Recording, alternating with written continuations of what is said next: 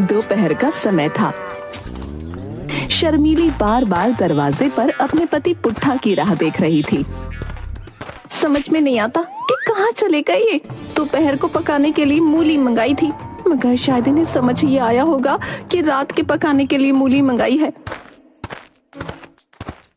तभी वहां पुट्ठा आ पहुंचा। तुम खाली हाथ आए हो, मूली कहाँ है? मूली वो तो तुम्हें खेत में मिलेगी। बकवास मत करो, मैंने तुमसे दोपहर के पकाने के लिए मूली मंगाई थी, कहाँ है? झूठ मत बोलो शर्मीली, तुमने ही तो मुझसे कहा कि जाओ थोड़ा सा टहल कर आओ। तुम्हें टहल कर आ गया। मेरी तो किस्मत फूट गई। जिस दिन मेरी तुमसे शादी हुई, कुछ देर बाद तुम ये भी भूल जाओगे कि मैं कौन हूँ। उसके बाद ये भी भूल जाओगे कि तुम कौन हो। इससे पहले कि मैं भूल जाऊं कि मैं तुम्हारी पत्नी हूँ, इसी वक्त यहाँ से निकल जाओ। जी मालकिन, अगर आप मुझे निकलने को कहती हैं तो मैं निकल जाता हूँ। वैसे भी गरीब नौकर जहाँ काम करता है वहाँ से उसे निकाल ही दिया जाता है। गरीब नौकरी? तुम किसकी बात कर रहे हो? अरे मैं अपनी बात कर रहा हूँ। मैं बिरजू, तुम्हारे घर पर साफ सफाई का ही तो काम कर रहा हूँ ना। पुट्ठा की बात सुनकर शर्मीली का दिमाग बुरी तरह से खराब हो गया। वो समझ चुकी थी कि पुट्ठा अब भूल चुका है कि वो पुट्ठा है। निकल जाओ यहाँ से और दोबारा यहाँ मत आना। शर्मीली की बात सुनकर गांव से पुट्ठा निकल गया और दूर एक खेत में जाकर अपने आप से बोल उठा, अब मैं कभी भी इस गांव में लौटकर नहीं आऊंगा। हाँ। सुबह का वक्त था। कासगंज में ठंडी ठंडी हवा चल रही थी। गबरू एक चाय की दुकान पर बैठे हुए ठंडी ठंडी हवा का आनंद ले रहा था। अरे चाय वाले भैया, अरे एक कप चाय पिला दो। गबरू, अगर तुम चाय की जगह दूध पीते तो शायद नाटे से लंबे हो जाते। भैया, कितनी बार कहा है कि मेरे छोटे कद को लेकर जो है मुझसे बात मत किया करो। बता रहे, जल्दी से चाय बना दो वरना कंटाप धर देंगे। बता रहे। दुकानदार ने गबरू को चाय दे दी। तभी दूर से बूढ़े पति पत्नी एक सुंदर लड़की के साथ गबरू के पास आकर खड़े हो गए। बूढ़ा व्यक्ति गबरू से बोला, क्या तुम बता सकते हो कि कासगंज में पुनिया चाचा का घर कहाँ है? पुनिया चाचा? पुनिया चाचा से भला तुम्हें क्या काम है? क्या कीजिएगा? अरे तुम्हें तो पता ही है कि पुनिया चाचा का बेटा कासगंज में सबसे ज्यादा कमाता है और देखने में बहुत ज्यादा सुंदर है। मैं अपनी बेटी के रिश्ते के लिए पुनिया चाचा के घर पर आया हूँ। गबरू सुंदर लड़की को देखकर खुश होते हुए बोला, क्या इन्हीं के लिए पुनिया चाचा के लड़के से बात चलाने आए हैं आप? हाँ, ये मेरी बेटी है। मैं इसी के रिश्ते की बात करने आया हूँ। तो आपको पुनिया चाचा के यहाँ जाने की क्या आवश्यकता है बताइए? कासगंज में एक और भी सुंदर जवान लड़का मौजूद है। आप अपनी बेटी की बात उस लड़के से क्यों नहीं चलाते? गबरू की बात सुनकर बूढ़े व्यक्ति की पत्नी बोली, कमाल है, हमें तो पता ही नहीं था।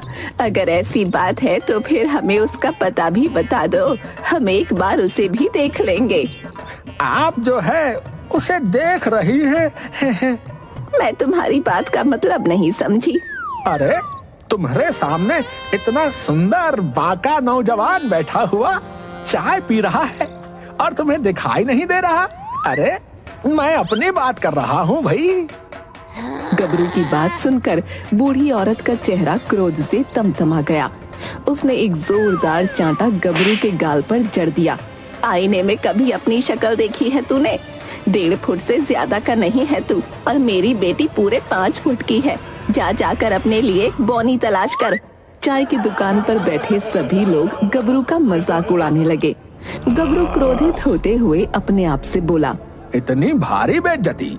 ये चाय का दुकानदार जब तक कासगंज में मेरी बेइज्जती का ढिंडोरा नहीं पीट लेगा तब तक इसे खाना हजम ही नहीं होगा। मुझे अब कासगंज में रहना ही नहीं है। गबरू गुस्से से कासगंज छोड़कर चला गया। गबरू गुस्सा होकर काफी दूर निकल आया। तभी उसका पैर किसी के पैर से टकरा गया। गबरू गिर गया। अरे कौन है यहाँ पर जो सड़क को चारपाई समझ कर सो रहा है? सड़क पर पुट्ठा सो रहा था, जो कि गबरू की आवाज सुनकर उठकर गबरू को देखने लगा। अरे क्या देख रहा है? वो तो अच्छा हुआ कि मैं निकल रहा था। अगर कहीं ट्रक निकल रहा होता तो तेरा तो राम नाम सत्य हो जाता भैया। मुझे माफ कर दो शर्मीली, गलती मेरी ही थी। अरे भैया, कहीं तू पगला तो नहीं गया है? मैं तुझे किस एंगल से शर्मीली दिखाई देता हूँ रे? ऐसा मत कहो शर्मीली, तुम तो मेरी पत्नी हो। भैया, पत्नी और मैं? अरे तेरा दिमाग खसक गया है क्या? है कासगंज में वैसे भी सब मुझे नाटा नाटा कहकर चिढ़ाते हैं, और तू भी मुझे अपनी पत्नी बता रहा है? इतना कहकर गबरू ने एक जोरदार चांटा पुट्ठा के जड़ दिया। पुट्ठा की याददाश्त वापस आ गई। कौन हो तुम? अब मैं जो हूँ सो हूँ, लेकिन तू कौन है जानता है? तू सड़क पर सो रहा था रे? क्या सड़क पर सो रहा था? तुम्हारा बहुत बहुत शुक्रिया भाई कि तुमने मुझे उठा दिया। अगर कोई वाहन आ रहा होता तो मेरा तो राम नाम सत्य हो जाता। तुम्हारे चेहरे पर उदासी झलक रही है। लगता है तुम भी जमाने के सताए हुए हो। अब तुम्हें क्या ही बताऊं, मैं कभी कभी कुछ बातें भूल जाता हूँ। बस इसी बात से नाराज होकर मेरी पत्नी ने मुझे घर से बाहर निकाल दिया भाई।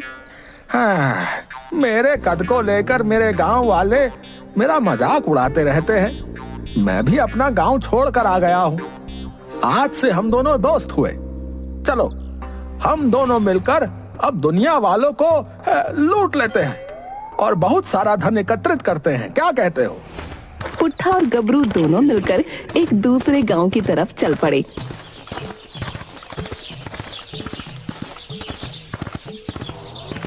रास्ते में पुट्ठा गबरू से बोला, मुझे तो बहुत तेजी से भूख लग रही है। भैया, भूख तो मुझे भी लगी है, लेकिन पैसे नहीं है। क्या तुम्हारे पास कुछ पैसे हैं? भूख से भला पैसों का क्या संबंध? लेकिन है, जब भूख लगती है तो भोजन खाया जाता है, पैसे नहीं खाए जाते। अरे मूर्ख महाशय, अरे भोजन मुफ्त का नहीं मिलता, पैसों का मिलता है, बूझे कि नहीं? है तुम्हारे पास फूटी कौड़ी नहीं है और मेरे पास भी नहीं है। कोई चक्कर चलाना पड़ेगा। तभी गबरू को एक गांव की सीमा पर एक ढाबा नजर आया। गबरू पुट्ठा से बोला, देखो हम दोनों वहां चलते हैं। मैं उस ढाबे वाले को जो है पटाऊंगा। ठीक है। गबरू पुट्ठा के साथ उस ढाबे के मालिक के पास जाकर बोला,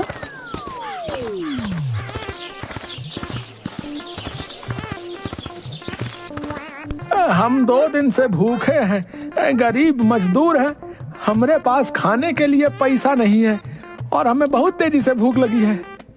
ढाबे का मालिक पुट्ठा की ओर देखकर बोला, लेकिन ये तो बहुत अट्टा कट्टा लगता है। अरे ये मेरा बड़ा भाई है, बेचारा पागल है, इसकी जिम्मेदारी का बोझ भी मुझ पर ही है।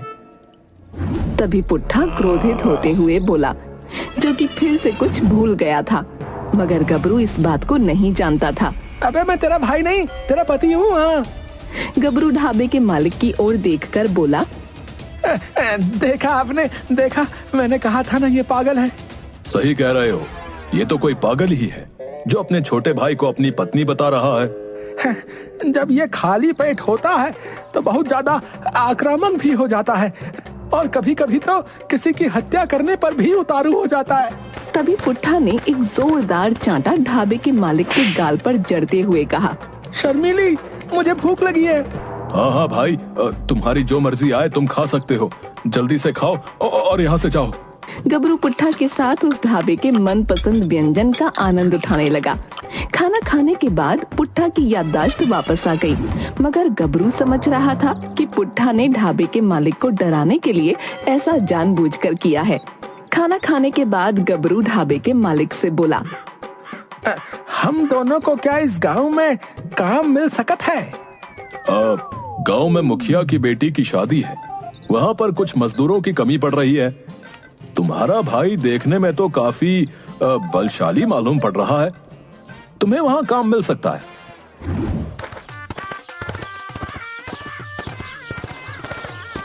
गबरू पुट्ठा को लेकर मुखिया के घर जाकर मुखिया से बोला, हम दोनों भाई दूसरे गांव से जो है आए हैं, हमारे पास पैसे खत्म हो गए हैं, क्या हमें कोई काम मिल सकत है? तुम्हारे जैसे भाइयों की इस देश को बहुत जरूरत है, जिनके पास पैसे खत्म हो जाएं तो काम करके पैसा कमाना चाहते हैं। मेरी बेटी की शादी है, जाओ सामान अंदर रखवाओ।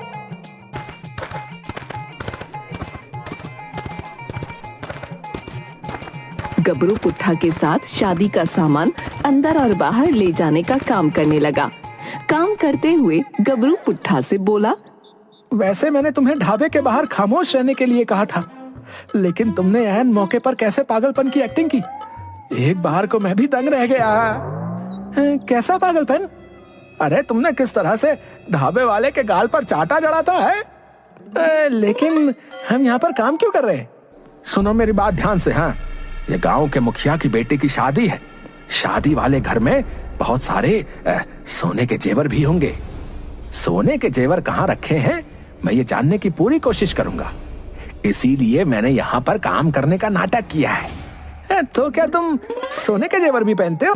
अरे मूर्ख पहलवान है, अरे भुलक्कड़ कहीं के। अरे हम सोने के जेवर चोरी करेंगे और यहाँ से रफू चक्कर हो जाएंगे और शहर में बेचकर आधी आधी रकम बांट लेंगे। उसके बाद तुम अपने रास्ते और हम अपने रास्ते।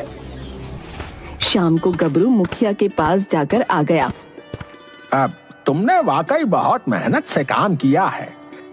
ये लो तुम्हारे और तुम्हारे भाई के पैसे। गबरू पैसे लेकर पुट्ठा के साथ बाहर निकल आया और बोला, मैंने वो कमरा देख लिया है जहाँ पर सोने के जेवरात रखे हुए हैं। हम दोनों रात में चुपके से जो है घर के अंदर घुस जाएंगे। तुम कमरे में रखे हुए जेवरों को चुरा लेना और मैं बाहर नजर रखूंगा कि कोई आ तो नहीं रहा है। कुछ देर बाद रात हो गई और सन्नाटा फैल गया। गबरू पुट्ठा की मदद से दीवार के सहारे मुखिया की छत पर चढ़ गया। अरे वो सामने तीसरे वाले कमरे में सोने के जेवर रखे हुए हैं। कमरा खुला हुआ है, जाओ जाकर सोने के जेवरों को ले आओ। लेकिन तुम मुझे कहाँ मिलोगे? अरे मैं इस घर का मुख्य दरवाजा आहिस्ता से खोल देता हूँ। जल्दी से तुम सोना लेकर आओ, मैं दरवाजे के बाहर ही खड़ा हूँ। दरवाजा इसलिए खोल दे रहा हूँ ताकि अगर जरा से भी खतरा महसूस हो तो हमें भागने में आसानी हो जाए भैया। अगर तुम्हें आने में थोड़ी देर हो गई तो मैं तुम्हें चेतावनी देने के लिए धीमी आवाज में सीटी बजाऊंगा। तुम समझ जाना कि तुम्हें काम खत्म करके जल्दी आना है। पुट्ठा उस कमरे में घुस गया और सारे जेवर एक थैली में भर लिए, मगर अचानक पुट्ठा सब कुछ भूल गया। मैं यहाँ पर क्या कर रहा हूँ? ये शर्मिली भी ना रात के समय पता नहीं मुझे क्या क्या काम करवाती रहती है। अब देखो ना, शर्मिली ने मुझे इस कमरे में भेज दिया जिस कमरे में मैं कभी आया ही नहीं। इतना बोलकर पुट्ठा कमरे से बाहर जाकर इधर उधर देखने लगा। तभी उसकी नजर चारपाई पर पड़ी। मुखिया खर्राटे लेकर सो रहा था। शर्मिली भी कितनी बड़ी कामचोर है? मुझे काम पर लगाकर खुद खर्राटे लेकर सो रही है।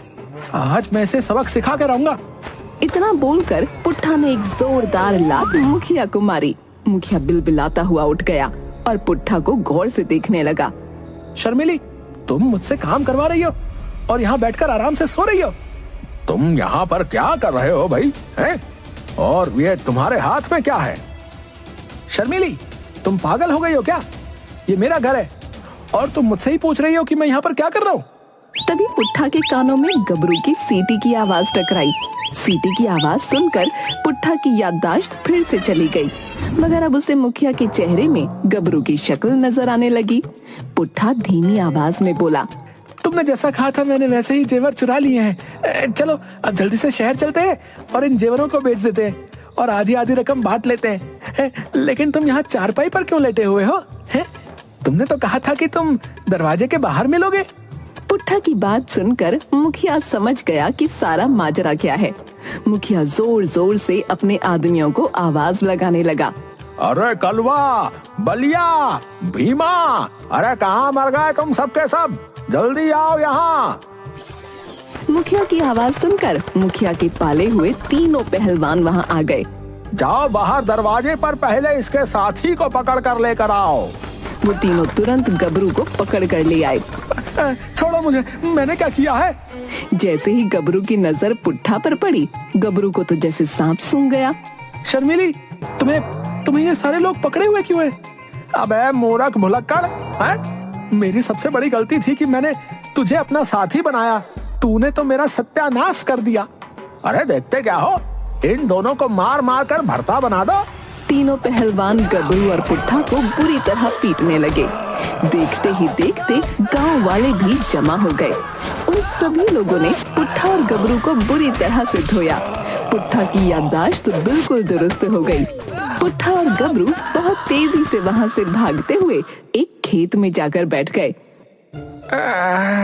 आज तो मिल गया है, आज के बाद मत मिलना भुलक्कड़ कहीं के। अब मेरी समझ में आ रहा है कि ढाबे पर जो तूने ढाबे वाले को चाटा मारा था तो तू सच में भूल गया था।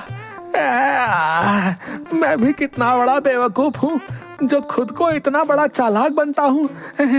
मैं ये भी नहीं समझ पाया कि जो आदमी रोड पर सो रहा हो वो दुनिया का सबसे बड़ा भुलक्कड़ होगा। इतना बोलकर गबरू कासगंज की ओर चला गया और पुट्ठा अपने घर की तरफ चल पड़ा।